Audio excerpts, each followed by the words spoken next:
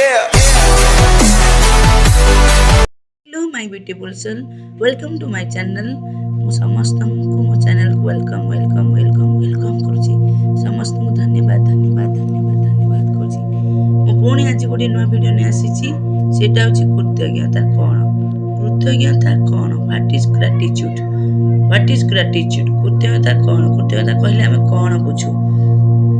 ଗ୍ରାଟିଚ୍ୟୁଡ୍ ବା କୃତଜ୍ଞତା ହେଲା ଆମେ କିଛି ଜିନିଷକୁ ଧନ୍ୟବାଦ ଅର୍ପଣ କରିବା ବା କିଛି ଜିନିଷକୁ ଧନ୍ୟବାଦ କରିବା। କହିବାକୁ ଗଲେ ଆମେ ସକାଳୁ ରାତି ଯାଏ ଯେଉଁ ସବୁ କାମ କରୁଛେ, ଯେଉଁ ଜିନିଷ ବ୍ୟବହାର କରୁଛେ, ସେଥିପାଇଁ ଆମେ ତାକୁ ଥ୍ୟାଙ୍କଫୁଲ୍ ଦେବା, ଥ୍ୟାଙ୍କ ୟୁ ଦେବା। ଆଉ ଯେଉଁ ଘରେ ରହୁଛେ ବି, ଆଉ ଯେଉଁ ଜିନିଷ ବ୍ୟବହାର କରୁଛେ, ଆମେ ପାଣି, ପବନ, ଅଗ୍ନି, ମାଟି, ଗଛ, ନଦୀ, ଝରଣା, ସୂର୍ଯ୍ୟ, ଚନ୍ଦ୍ର, ବର୍ଷା, ଆମ ସାଙ୍ଗସାଥି, ଆମ କର୍ମସ୍ଥଳ, କଳକାରଖାନା, ଯେକୌଣସି ଜିନିଷ ଆମେ ଦୈନନ୍ଦିନ ଆମ ଜୀବନରେ ବ୍ୟବହାର କରୁଛେ, ଦେଖୁଛେ, ସେ ସବୁ ପ୍ରତି ଆମେ କୃତଜ୍ଞ ହେବାକୁ ଦେବା। ସେ କୃତଜ୍ଞକୁ ଆମେ କ'ଣ କହନ୍ତୁ? ଗ୍ରାଟିଚ୍ୟୁଡ୍ କହନ୍ତି। ସେ କୃତଜ୍ଞ ହେବାକୁ ଗ୍ରାଟିଚ୍ୟୁଡ୍ କହନ୍ତି। ଏହା ଏକ ଗୋଟେ ଆଶୀର୍ବାଦ। ଏହା ଆମ ପାଖକୁ ବହୁ ଗଣିତ ହୋଇକି ଆସିଥାଏ, ମଲ୍ଟିପୁଲ୍ ହୋଇକି ଆସିଥାଏ। ଏହାକୁ ଆମେ ନିର୍ମଳ ଭାବରେ ମନ ନିର୍ମଳ କରି ରହିବା ଦରକାର। ଏଥିପାଇଁ ମନ ନିର୍ମଳ ରହିବା ଦରକାର, ମନ ସ୍ୱଚ୍ଛ ରହିବା ଦରକାର। ଆଉ ଆମର ଭାବନା ସକାରାତ୍ମକ ରହିବା ଦରକାର, ପଜିଟିଭ୍ ରହିବା ଦରକାର। ଆମେ ସବୁ ଜିନିଷକୁ ପୁରା ସାଦରେ ଗ୍ରହଣ କରିବା ଉଚିତ। ଆପଣମାନେ ଜାଣିଛନ୍ତି ଥ୍ୟାଙ୍କ ୟୁ, ଧନ୍ୟବାଦ, ଚାରୋଟି ଅକ୍ଷର।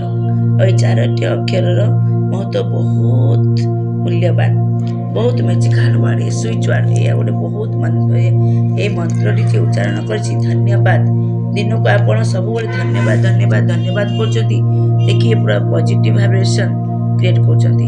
ଦିନକୁ ଆପଣ 100ଟା ଜିନିଷକୁ ବି ଗ୍ରାଟିଚ୍ୟୁଡ୍ କରିପାରିବେ, ଆଉ ଗ୍ରାଟିଚ୍ୟୁଡ୍ ଲେଖିପାରିବେ। ଧନ୍ୟବାଦ ଯେଉଁ ଚାରୋଟି ଅକ୍ଷର, ଯେଉଁ ଶବ୍ଦ, ସେ ଶବ୍ଦକୁ ଆପଣ ସବୁବେଳେ ଯେକୌଣସି ଜିନିଷକୁ ଧନ୍ୟବାଦ କରିପାରିବେ। ଯେକୌଣସି ଜିନିଷକୁ କହୁଛି ଶୁଣନ୍ତୁ।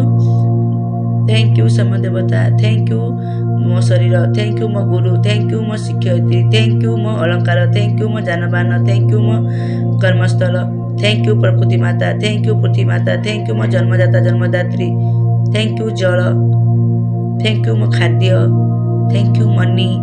ଏମିତି ସମସ୍ତଙ୍କୁ ଆପଣ ଧନ୍ୟବାଦ କରିପାରିବେ। ଏଇଟା କରିବା ଦ୍ୱାରା କ'ଣ ହେବ? ଯେତେ ଗ୍ରାଟିଚ୍ୟୁଡ୍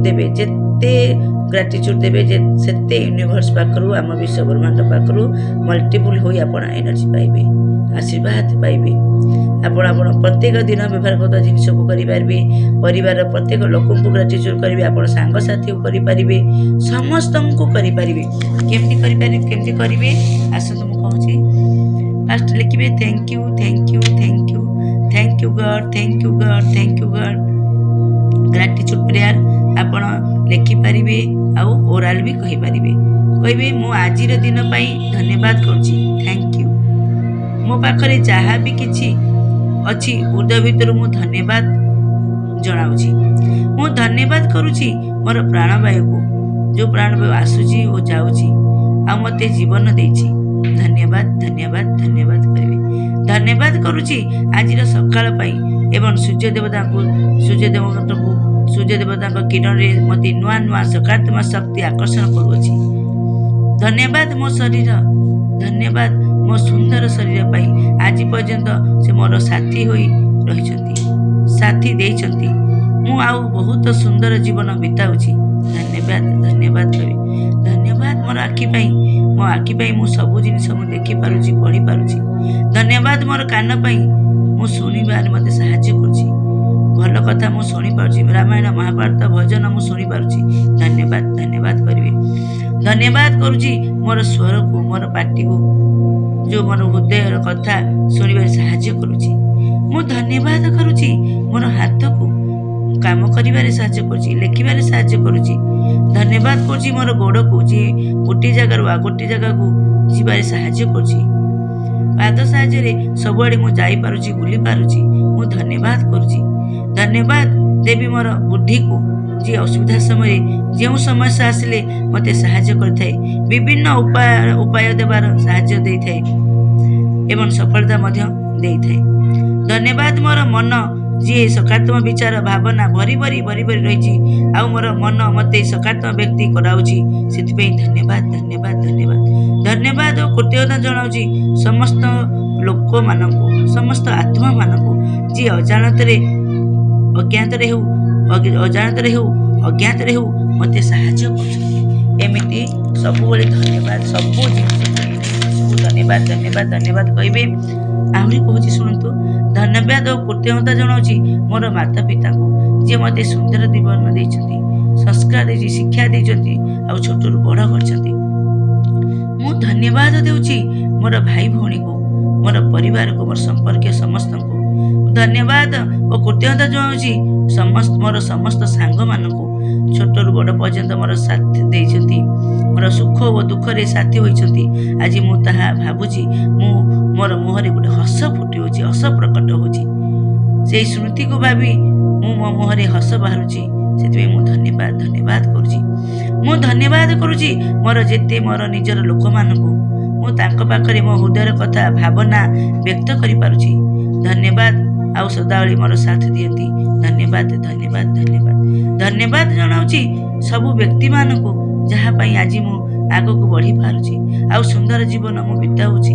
ଧନ୍ୟବାଦ ଧନ୍ୟବାଦ ଧନ୍ୟବାଦ ଧନ୍ୟବାଦ କରୁଛି ମୋର ହସ ପାଇଁ, ମୋତେ ସଦାବେଳେ ସକାରାତ୍ମକ ଭାବନା ଦେଇଥିବାରୁ।